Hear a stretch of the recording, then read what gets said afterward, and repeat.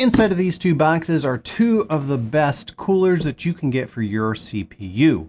So once you have your CPU in place, the next thing that you really need to pin down is which style of cooler are you going to use. That means looking at both your case, your motherboard, the spacing, and the thermals that are going to be used in your system. In this video, I'm going to cover all of the details that you need in order to know how to cool that new CPU that you have mounted in your motherboard. This is the Project 7 series where I go into long-form detailed review of how to build your own gaming system in 2021. If you like gaming performance content like this, consider clicking that like button, maybe even subscribing. So let's talk about the overall considerations that you are going to have when it comes to selecting a CPU cooler. Now, there are two trends that have been pretty much dominant for the last 5 years or so. On the right, you see what is called a tower cooler. That is because it sits very far away from the actual CPU. It towers over the entire case, and it allows the air to move in a proper direction through the front fan that you see right there, through the middle fan, potentially towards the back of the case. This is the natural airflow pattern for most cases, and this cooler takes advantage of that. The one on the left is a water cooler. This is an all-in-one cooler. It is designed to be easy to mount, easy to use, simply has a device that connects down on the CPU itself, and then a radiator fan combination that you mount elsewhere. The first consideration that you have to take in here is space. Can you fit these inside of your case? There are different size radiators, there are different size towers. You need to make sure that if you get a smaller case than a mid-sized tower, like the one I'm recommending for Project 7, the Fantex P500A, if you have a smaller case, you could run into a situation where the tower doesn't properly fit, or you might have to sacrifice some radiator space in order to get it to fit in the case. So the amount of space that you have to work with is certainly a key consideration. Price is another. I've not really been able to find too many coolers that I could recommend in the sub $80 category. Now, if you recall, CPU and CPU overclocking is not necessarily a high priority for gaming, but we do want to at least get the maximum performance that we can get out of the CPU in its natural state. $80 to $110 is roughly the price range that I'm going to be recommending.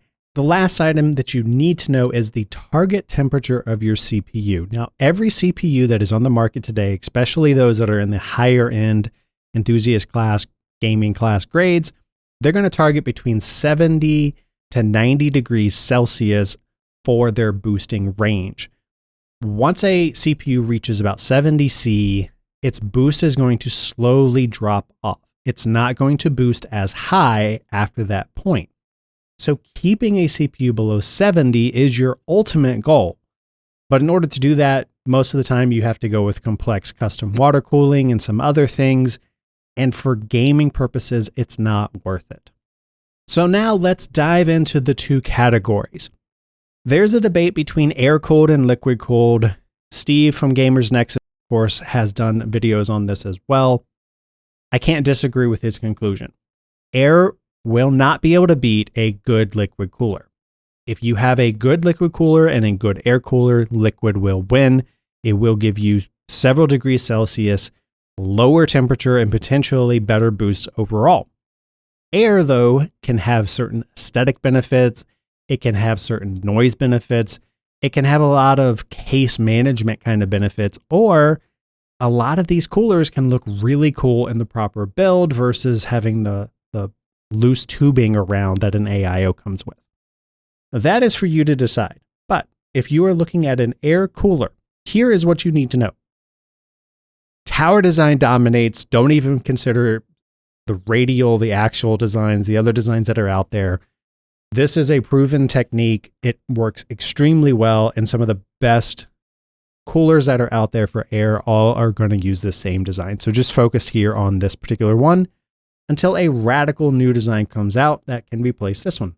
You're going to note the number of heat pipes. Now, a heat pipe is there to remove the heat from the CPU itself and bring it into the fin radiator mechanism that you see here.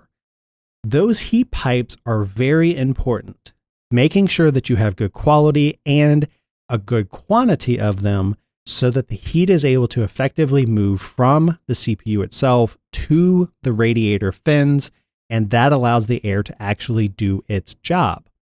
The number of heat pipes is critical in making sure that that happens.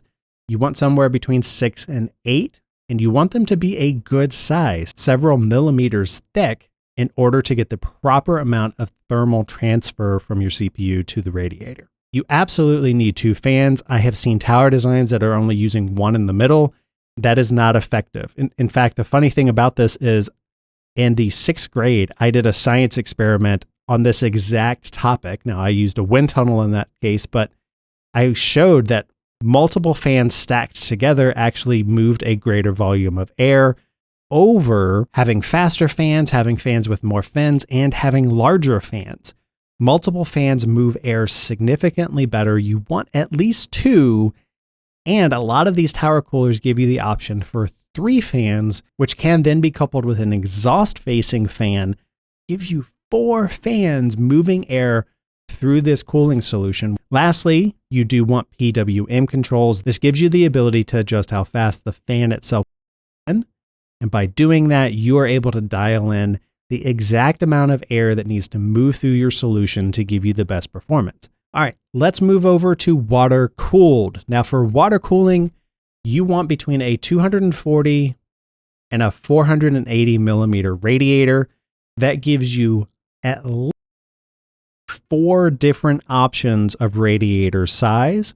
If you're really trying to get the algorithm that supports Intel and AMD processors working really well, 240 is where you're going to start.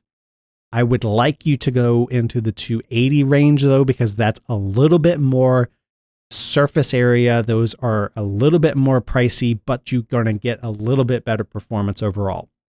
I would recommend looking at the 280 or the 360 when it comes to radiator. VRM cooling becomes an issue with liquid cooling. Because there's not air moving around the CPU itself, the VRMs have a tendency to run slightly hotter. Now, Arctic here has come up with a VRM cooling solution. If you don't have something already, both your VRMs and your RAM are going to get slightly hotter. So you want to make sure that you have good air moving throughout your case in order to counteract that. Again, PWM control that allows you to control the speed of the fans. That's also really important here for a water-cooled system as well. The fans are what are doing the work. They're the ones that are actually moving air through the fins, both from a tower standpoint and a radiator water-cooled standpoint. It is that movement of air through those fins that actually does the work. Have to make sure that it fits your case. If you enjoy gaming performance content, consider clicking that like button, maybe even subscribing. If you're already a subscriber, please visit patreon.com/TheGrayingTech to learn how you can help me pay it forward. All right, so here are the recommendations, the ones that I would want you to consider. Price consciousness, Dark Rock Pro 4 I have found to be a great cooler. I would recommend go ahead and putting on the 2nd and 3rd fan. Those are technically optional, but I wouldn't treat them as such. I would put those in place, and then you're going to have a air cooler that is able to rival a lot of the liquid coolers that are out there. Noctua makes arguably the best tower design that is out there, but you are certainly going to pay a price for that. Comes with 2 140 millimeter fans. You can go ahead and consider adding in the 3rd here as well. That will help move additional air, but Noctua makes an awesome fan, and it comes in black now, and you can change the colors on the surface of the tower itself to give you a little bit better aesthetic appeal. Lastly, the Arctic Freeze 2 absolutely is the reigning champion when it comes to the current AIOs that are out there. Highly recommend that radiator, so much so that is exactly what we're putting into Project 7. Ultimately, I land on the Arctic Liquid Freeze if you can fit it into your case. That is going to give you a lot of trouble-free performance and a little bit of future-proofing. Now it is time to do what could be a more difficult portion of your build, which is actually install the cooler of choice.